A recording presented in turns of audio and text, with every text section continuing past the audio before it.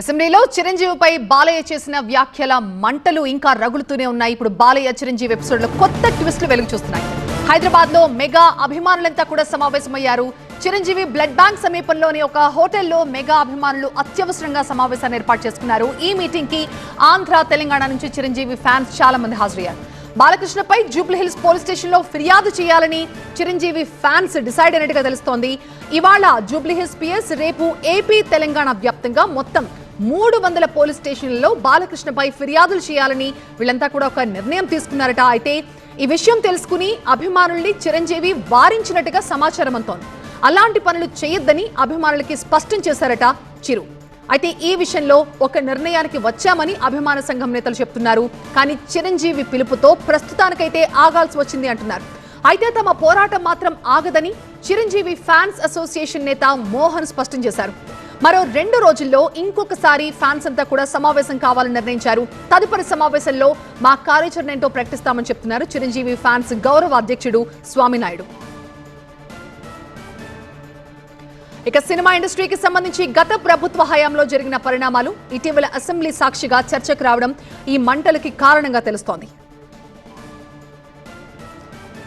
So America నుంచి తిరిగి వచ్చిన తర్వాత హైదరాబాద్ లో ల్యాండ్ అయిన తర్వాత ఎయిర్పోర్ట్ లో చిరంజీవి ఈ విషయం మీద స్పందించారు. ఆయన ఏమన్నారో చూద్దాం. Regarding Balakrishna issue in assembly AP అంటే మీరు అందుబాటులో లేకుండా లేఖ రిలీజ్ చేశారు కదా సార్. అంటే ప్రజెంట్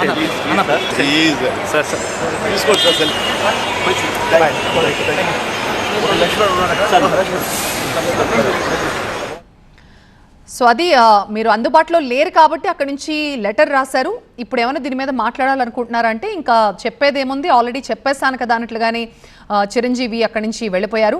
అసలు బీజేపీ ఎమ్మెల్యే కామినేని చేసిన కామెంట్స్తోనే ఈ కాక మొదలైంది. అది ఇప్పుడు కాస్త ఇద్దరు అగ్ర హీరోల మధ్య కయ్యం ముదిరేదాకా వచ్చింది. గత ప్రభుత్వం సినీ పరిశ్రమపై చర్చించేందుకు ప్రముఖులని తాడేపల్లికి ఆహ్వానించిందని, ఆ లిస్టులో అసలు బాలకృష్ణ పేరే లేదని గుర్తు చేశారు బీజేపీ ఎమ్మెల్యే కామినేని శ్రీనివాస్. తాడేపల్లికి వెళ్లిన సినీ పెద్దలకి అవమానం జరిగితే చిరంజీవి గట్టిగా నిలదీశారని చెప్పుకొచ్చారు. అయితే కామినేని వ్యాఖ్యలతో విభేదించిన బాలకృష్ణ ఈ అంశంలో ఆయన చాలా సీరియస్ అయిపోయారు. చిరంజీవి నిలదీయడంతోనే జగన్ దిగొచ్చారు అన్న కామినేని మాటల్ని ఆయన తప్పుపట్టారు. కామినేని ఉదాహరణ సరిగ్గా లేదన్నారు బాలకృష్ణ. చిరంజీవి గట్టిగా అడిగితే జగన్ దిగొచ్చారు అన్నది శుద్ధ అబద్ధం అన్నారు. ఎవ్వరు గట్టిగా అడగలేదన్నారు బాలకృష్ణ.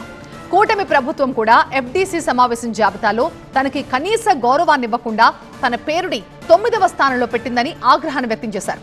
అప్పుడే మంత్రి కందుల దుర్గేష్ కి ఫోన్ చేసి లిస్ట్ ఎవరు తయారు చేశారని అడిగానని కూడా చెప్పారు బాలకృష్ణ. బాలకృష్ణ వ్యాఖ్యలపై మెగాస్టార్ చిరంజీవి కూడా స్పందించడంతో దుమారం కాస్త పెద్దదైంది.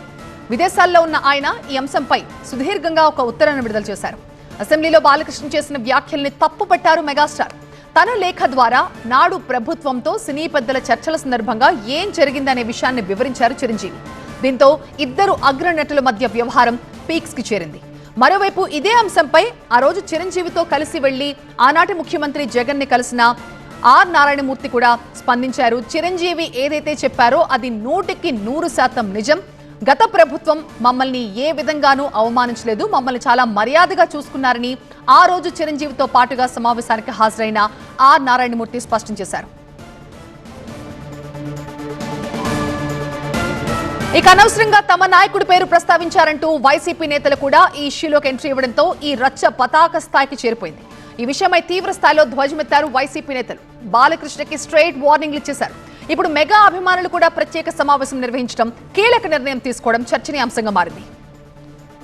ఇప్పటికైతే చిరంజీవి సర్ది చెప్పడంతో వెనక్కి తగ్గారు అభిమానులు. మరొకసారి మీటింగ్ పెట్టుకుని తమ భవిష్యత్ కార్యాచరణ ప్రకటిస్తామని చెప్పడం ఇప్పుడు ఉత్కంఠ కలిగిస్తోంది.